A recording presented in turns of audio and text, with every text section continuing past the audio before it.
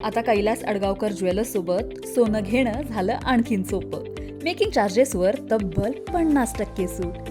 मर्यादित कालावधीसाठी नक्कीच भेट द्या. कैलास अडगावकर ज्वेलर्स, दत्त मंदिर बस स्टॉप, नाशिक रोड. त्याच्यामध्ये काही पेनड्राईव्ह आपल्याला मिळाले होते आणि त्या पेनड्राईव्हमध्ये आक्षेपार्ह व्हिडिओ मिळाल्याबद्दल मी आपल्याला यापूर्वी ब्रीफ केलं होतं. तर त्याच्यामध्ये फर्दर डेव्हलपमेंट अशी आहे की त्याच्यातल्या त्या एकूण व्हिडिओचं जेव्हा आम्ही त्याच्यातून निष्कर्ष काढला तर त्याच्यामध्ये एकूण 121 असे व्हिडिओज आहेत ज्याच्यामध्ये वेगवेगळ्या महिलांचे पण त्याच्यात व्हिडिओज आहेत आणि त्यातल्या एका पीडित महिलेनं आमच्यासमोर येऊन तक्रार दिल्यानं यातला जो मूळ आमच्या ब्लॅकमेलिंगच्या गुन्ह्यातला जो फिर्यादी होता त्याच्याविरुद्ध आम्ही एक बलात्काराचा तसेच अट्रॉसिटी कायद्याअंतर्गत गुन्हा दाखल केलेला आहे. त्या गुन्ह्यामध्ये आम्ही त्याला अटक देखील केलेली आहे आणि त्याचा पुढील तपास जे आहे ते आमचे ACP अंबड सचिन बारीसाहेब करत आहेत आणि याच्यामध्ये आणखीन इतरही काही शोषित महिला आहेत का याचा आम्ही शोध घेतो आहोत. त्याकरता देखील आम्ही एक महिला अधिकारी देखील आमच्या आहेत त्यांची देखील आम्ही नियुक्ती केलेली आहे आणि आमचं सर्वच नागरिकांना देखील आव्हान आहे की अशा पद्धतीनं जर का कोणाचं काही शोषण झालं असेल तर त्यांनी न घाबरता पुढे यावं, त्यांची ओळख गोपनीय ठेवली जाईल आणि त्याच्यामध्ये आमचे ACP असतील, आमचे PI असतील किंवा आमच्या महिला पोलीस अधिकारी असतील यांचे आम्ही नाव आणि मोबाईल नंबर देखील आपल्या सर्वांसमोर दिलेले आहे.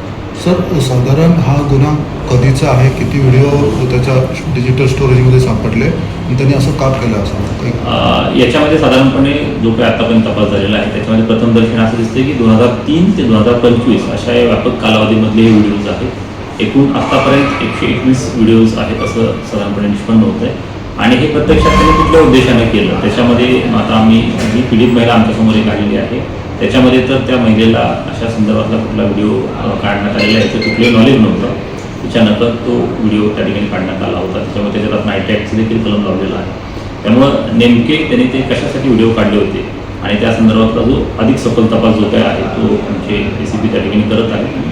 अधिक तपासांतीच आपल्याला त्याच्यामध्ये काय भाषण करतात. बहुतांश महिला ज्या आहे आमिषाला बळी पडल्या असं तुमच्या प्रेस नोटमध्ये दिलेले आमिष दाखवत होता. नक्कीच अजून काहीतरी त्याचा दुसरी संस्था पण चालवतो त्याबद्दल काही माहिती मिळाली? त्या संदर्भात आधी आमचा तपास अजून सुरू आहे पण जसं मी आपल्याला यापूर्वी सांगितलं आणि आमच्या प्रेस नोटमध्ये पण नमूद आहे की तो कन्सल्टन्सीचं पण काम करायचं आणि मग त्याच्यामध्ये त्या कन्सल्टन्सी सर्व्हिसेसच्या किंवा त्या माध्यमातून जर काही वेगळं कुठलं आमिष किंवा आणखी काही गोष्टी जर त्या ठिकाणी झाल्या असतील तर त्यामध्ये तपासमध्ये बहुतांश महिलांना जे प्रमाणपत्र आहे पार्लर सेंटरचं काही नावाने शासकीय पार्लरचं जे सर्टिफिकेट देण्याचं काम तो करायचा असं देखील समोर आलेलं आहे. नाही, आता ह्याच्याविषयी मी काही भाष्य करू शकत नाही कारण अजून तपासात तशी कुठली बाब समोर आलेली नाही परंतु सखोल तपासांतीच आपल्याला त्याच्यामध्ये सांगतो.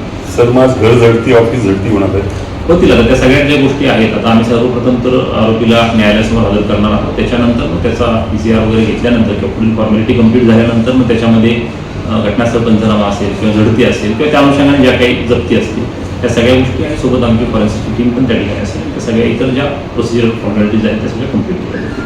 सर, एक खंडणीखोर आहेत त्यांच्यावरती पुढचं काय असेल?